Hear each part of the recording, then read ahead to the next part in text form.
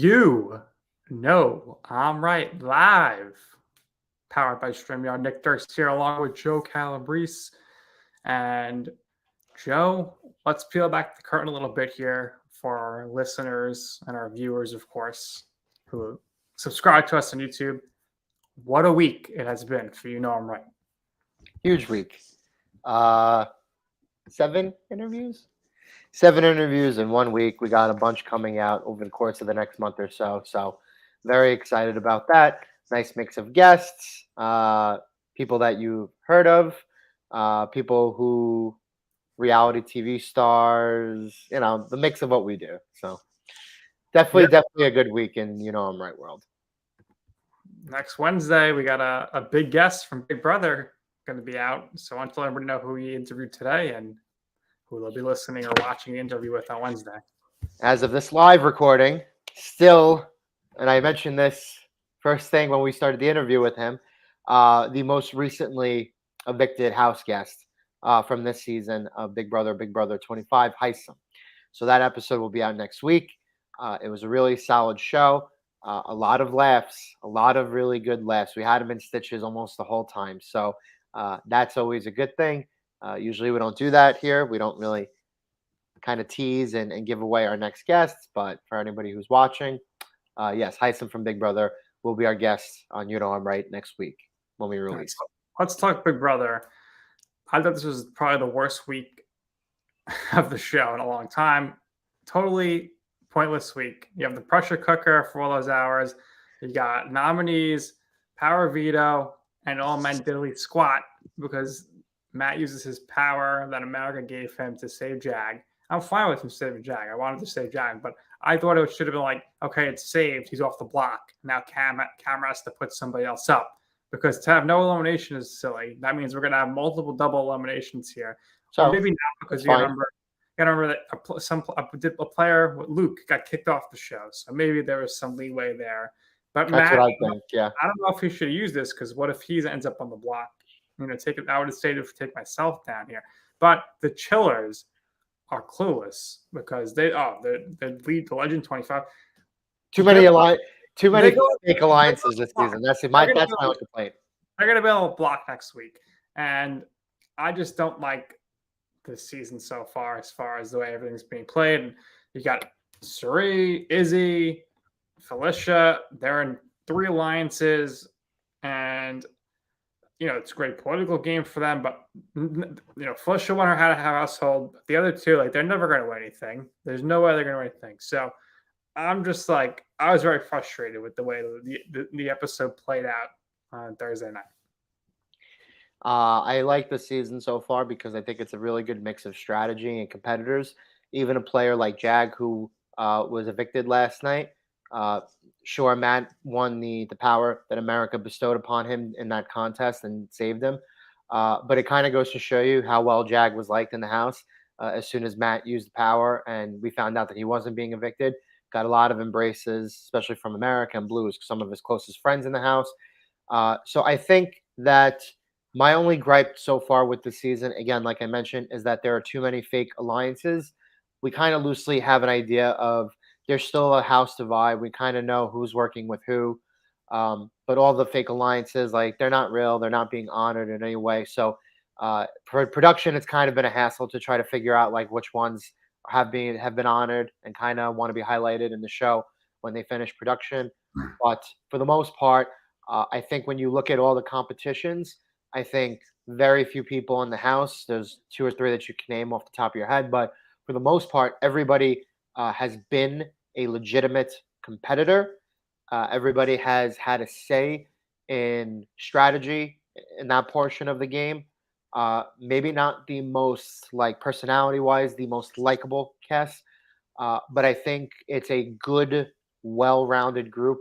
And you have to remember, we're still way before jury, right? We're still in the early stages of the game, and we've seen a lot of big time strategical moves, big players going big early, winning competitions, and then getting evicted and voted out. So for the most part, when you look back on previous seasons and you look back to these early weeks, everything kind of goes the way of how the big alliance is working. That group of 4, 5, 6 people that are usually working together, chop off 2 or 3 people in the early stages of the game, and it doesn't really make it memorable unless you're like a memorable character like a Davon that the fan base always wants back. But a lot of action early in this season of the game, a lot of good strategy, I think. Uh, the twists, you know me, I'm not really a twist guy. I'm really kind of more of a traditionalist when it comes to Big Brother. But I do think that the twist here, especially by giving Matt the power and him actually using it, I thought that was a shock. So I think the actual twist and kind of when they're timing all of this early in the game has been pretty well placed. So I think it's been solid. I wouldn't call it the greatest season ever yet, but I definitely think it's the most interested I've been in the early weeks of a Big Brother season, probably in a few years for an original cast too. All right. So you and I differ on that, of course. We do have our favorites, and we'll see how it plays out. But just real quick, your thoughts on how the Chillers played that out. Not that it ended up mattering, but the way they, how they did their noms. I saw something interesting last night as I was scrolling Twitter, and I thought about it for a second, and I was like, not necessarily a bad idea. People suggested that the House come to an even vote and have Cam be the deciding vote, because in that scenario, you would have seen, I think, maybe more of Cam's mindset, like the strategy portion of it, like where he You is. want to Jag out. Right, he wanted Jag out, so I think the move was to backdoor Izzy. That's what they should have did. You see clips of Izzy like, I really can't be in the same room with Cam. It makes me so agitated. Please. I think Jag has proven that he's a very good competitor, and I think in terms of competitions, even though Izzy strategically is kind of not with Red and Cam, and I don't think Cam and Red are too well liked among America right now. Even though I really don't have necessarily a problem with Red, but I think in their case, when you look at somebody like Izzy, is Izzy going to perform in comps? Is Izzy going to put herself in a position to win a competition to go after them? Right? We know that if Jag is going to stay in the house and win a competition, Jag's MO is going to be, okay, I got to go after these two guys. Yeah, I mean, Red told Cam, like, Izzy was so upset that you won. Like, she was pissed. So I would have been like, oh, really? But I think moving forward now after this eviction, I think Cam and Red are still the top two overall, that I think the House is okay with, like, all right, let's get these guys out, and then we can play the game amongst the rest of us. We'll see how it plays out. The other game, of course, on Thursday nights, the Challenge USA. Listen, we knew the twist was coming, that it was going to be no more teams, but they didn't have to spoil it on Wednesday night. For the commercial, during Big Brother. So, yeah, they tried to get a strong person out. They took out the weakest person in the game, Tiffany. Good riddance, and they move on from there. Yeah, this week was fine. You brought up a really good point, and that is a lot of the members of the green team have been picked off very early in the game. And what we've seen is Bananas defect from Team Red to Team Blue, West defected from Team Green to Team Blue. So it just seems like everybody over the course of these last couple of weeks probably had it in mind, like if they had the opportunity to do so, we need to defect to Team Blue and kind of just keep that that strong 8 together to continue to win competitions. And that doesn't necessarily make for really good competition television. So we kind of saw this a little bit. At least another week of teams. Michaela was going to take Tori's spot. Tori was going to be in a tough spot on the green team. Like I wanted to see that. I think it kind of blew up in their faces a little bit because you've also seen the balance of the survivors, the vets, the Big Brother people. A lot of the Big Brother people wanted to stay together, and that wasn't necessarily the case. Michaela, she's giving West a hard time in the bedroom. Like, I can't believe you switched teams. You're giving up on us. And then she's like, I want us to stay green strong. And then she votes for her teammate Monty to go in. That made no sense. Yeah, I know. It wasn't made no sense. You should have voted for somebody from the Red Squad. And is there ever been a more overrated player than Josh? He can't win anything. No, he can't win anything. I don't know how he won Big Brother, but I don't know how he won Big Brother either. In the challenge at all. And there have been a couple of Josh's case was a truly bitter jury that decided the game. Even though I never liked Paul as a player, I thought Paul, the second time he went around the house, kind of used it to his advantage and kind of dictated the game, kind of like Cody did in his All-Star season. But Josh winning over Paul was a very bitter jury. I still hate the decision that Casey won over Tyler. Casey was That the was worst. Casey was not a bad player, but in comparison to Tyler, who was one of the better overall players who has ever played the Big Brother game, he's definitely the best runner-up. That's not even close. But yeah, so that in that case, that was more of a silly, stupid jury. But this week it kind of blew up in the Big Brother. Give me real quick your the best. Who you think's the best player to play Big Brother ever?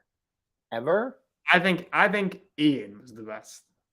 He was just meant to be level. I go back and forth on that. I remember I didn't see the first 15 seasons. So here's the thing. When you look at somebody like Dr. Will never faced any pressure while he was in the house. That plays to your advantage. A guy like Dan, who won the game and then went back and almost won the game the second time around. He had his funeral segment. So he was in hot water a couple times, but he was able to get himself out of it. So which do you value more? Do you value the guy who's never been under pressure whatsoever and kind of just use his personality to coast, not really win too many competitions?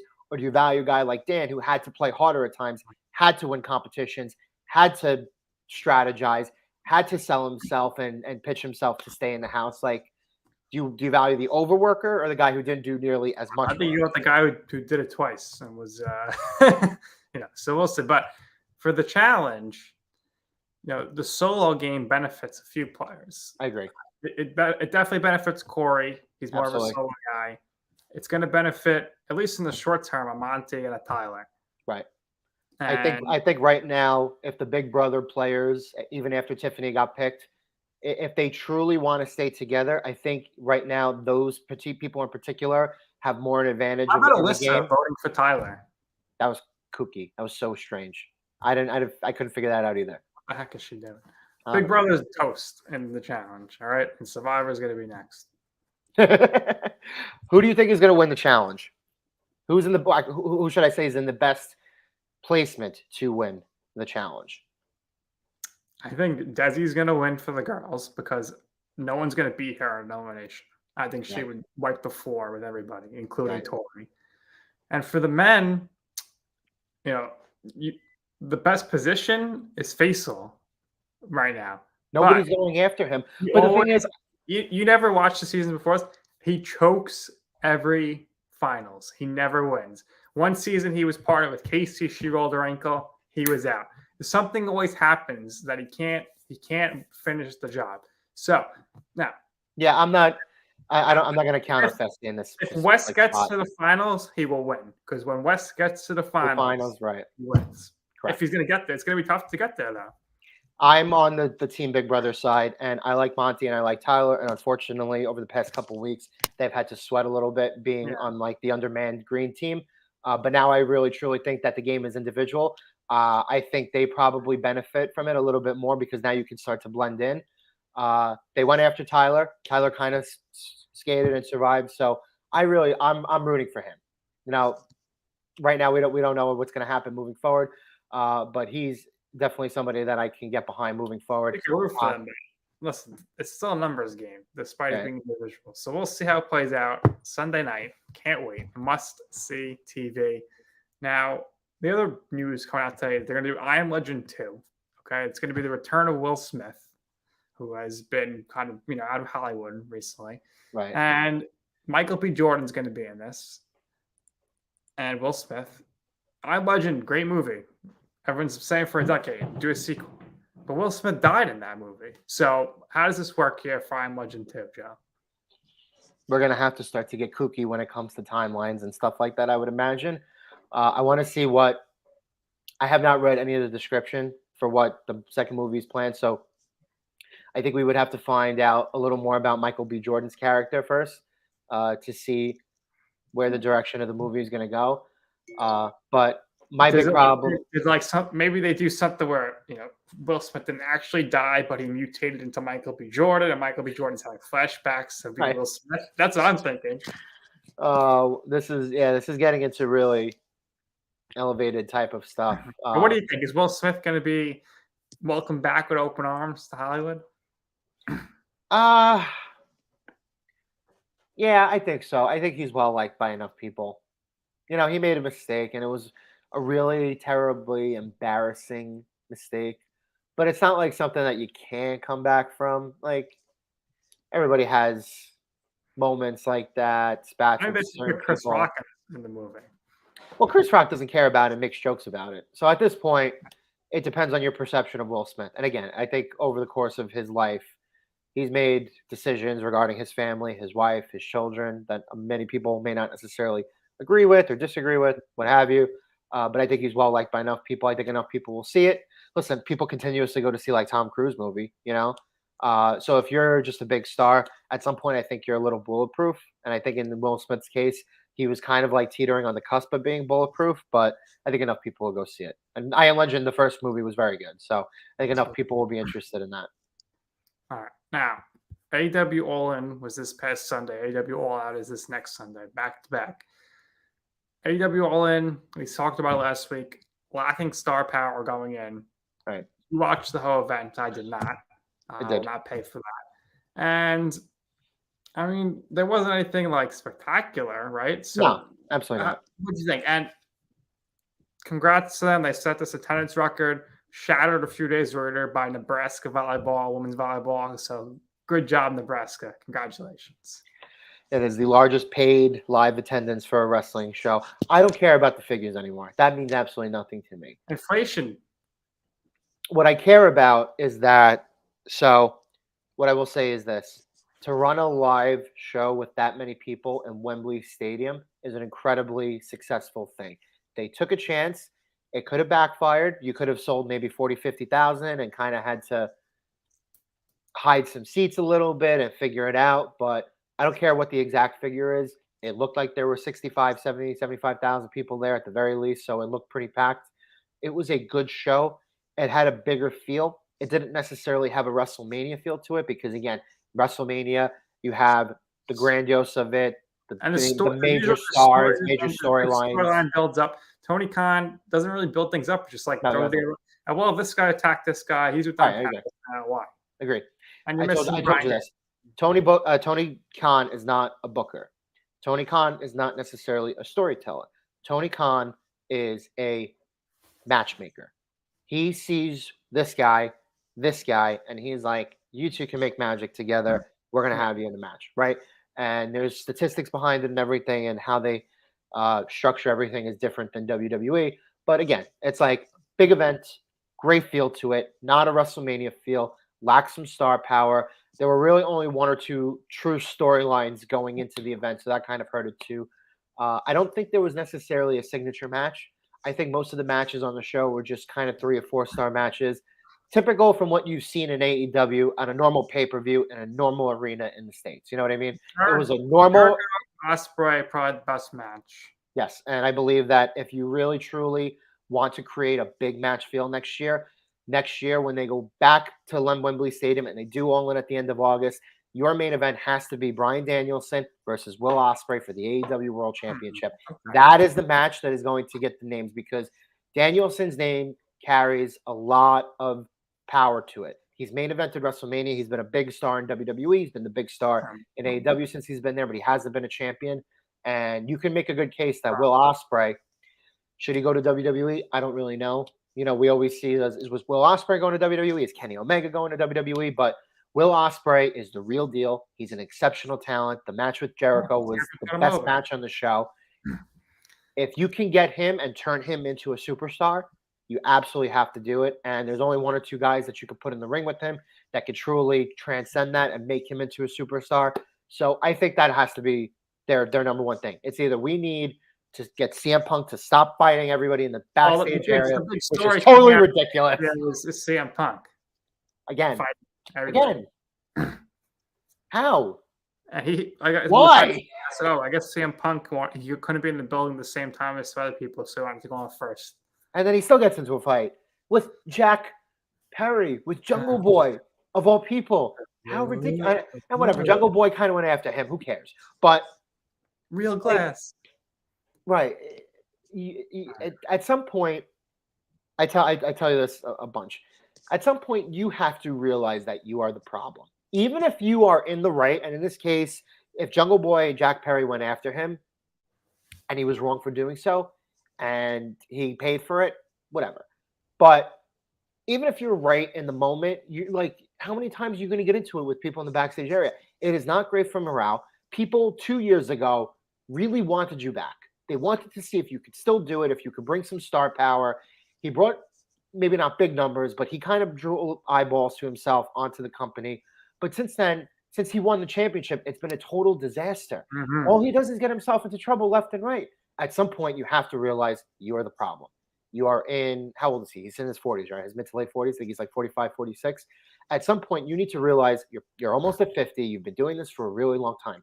Your job is to set an example to everybody else in the back. Right. Your job is to Follow not, the Jericho playbook. yes, Jericho has been doing it excellent since he's been there. He's starting to noticeably slow down, which is very, very sad. But again, he had the best match on the show with Will Ospreay. How about the fact that he put on a whole performance? Yeah.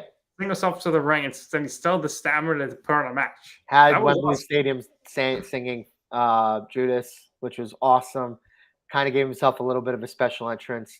What I will say for these shows, and I kind of like what they did with the setup, leading like out of the entranceway, where they kind of had like the little hallway. Sometimes minimalist stages and stuff like that when you're doing a big event is better.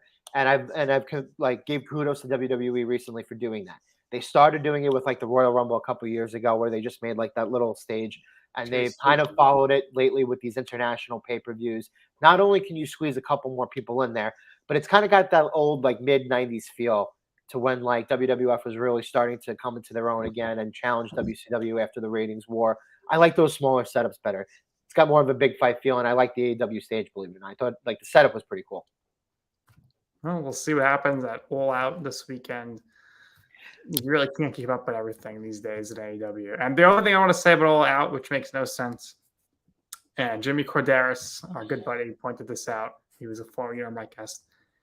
Why on Dynamite does Orange Cassidy, the All-Atlantic champ, have to qualify to be in his own championship match against Jon Moxley? Shouldn't Jon Moxley be the one qualifying to have a chance to fight Orange Cassidy? I have a lot of problems with Orange Cassidy. I like Orange Cassidy, but he's booked better than Roman Reigns. He should be. He's better. He wrestles more. He's more charismatic. Canadian Destroyer. Listen, a lot of people don't watch professional wrestling. They never watched TNA in its heyday when it was actually a solid product for a couple of years. There was a guy by name of P.D. Williams who made that move special. When he performed the move for about 5 to 10 years, he was the only guy who performed that move because nobody did it better than him. He did it in special moments. It was always a treat to see him watch it. It was his finisher. Now they're turning it into a clothesline. It makes no sense. It is so silly. I have, like I said, I have a lot of issues with that. But you're right. I hope Moxley beats him. Well, I'm sure there'll be some blood. That's for sure. Very stunning to see Omega take the pinfall and the Young Bucks lose. I was shocked. The Elite doing the jobs.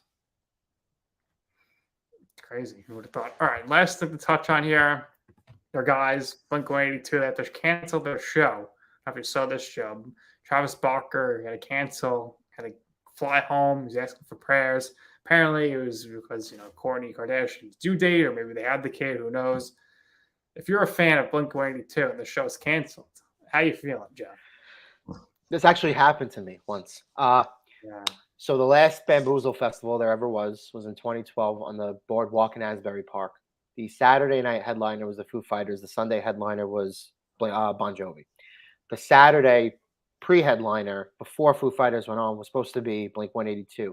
And this was back in the incident with where they didn't want to fly in the plane or anything. And so essentially on last minute, they were switched out with My Chemical Romance, which is at the time when I listened to that music more, was more enjoyable, but wanted to see Blink-182. So I am not a stranger to having purchased a ticket to a concert or a festival to see said band and not have said band perform. So this doesn't necessarily just apply to Blink. It applies to anybody else you want to see, right? I know a lot of people who are going to see Bruce Springsteen. Know a lot of groups off the top of my head. It sucks when your favorite bands, your favorite artist kind of has to pivot at the last moment, whether they get sick or something else kind of comes up and you can't see them. But in this case, it's for a Kardashian, so got to stop everything for them, as always. But yeah, no, it's happened to me before. Well, you know who would never cancel on their fans? Taylor Swift. Her Eras tour has been filmed, and I think in October it's going to come out in theaters. Wonderful. So I'm just thinking, like, this is going to smash box office records. Like, Sure. this is going to have more sales than the Barbie movie, more than Oppenheimer. Like, is this going to get some Oscar buzz, Joe? For best documentary? No, absolutely not. No Oscar buzz.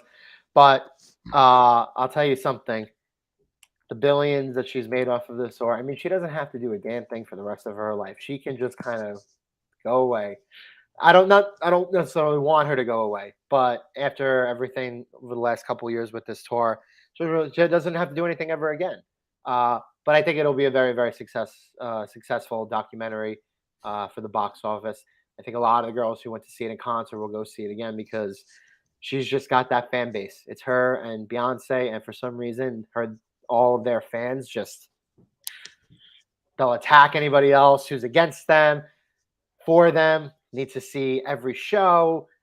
She's playing multiple shows, like stadium shows. Like we got to go see multiple stadium shows. Very, very rabid fan base for the both of them. And you are a Swiftie, so you know this quite well. Gonna get into the concert, so I'll have to watch the movie at some point. Looking forward to it. Gonna make a lot of money. And if you want to learn more about the ticket business and why people couldn't get this tickets for this concert, go check out our interview last week with Jeff Goodman, the CEO of Ticket Smarter. So great stuff there. And that's going to do it here for this episode of You Know I'm Right. So go follow us on social media at Joey Cals on Instagram, at JCalabrese1 on X. I'm at _Durst on X, and at Nick's Food and Stuff on Instagram. And you know what? Somebody got injured in this match. When it comes to podcasting, we're the best in the world. And that's going to do it here for this episode of You Know I'm Right Live. Follow us, of course, at YKIR Podcast. And for Joe, I'm Nick. And this has been You Know I'm Right Live.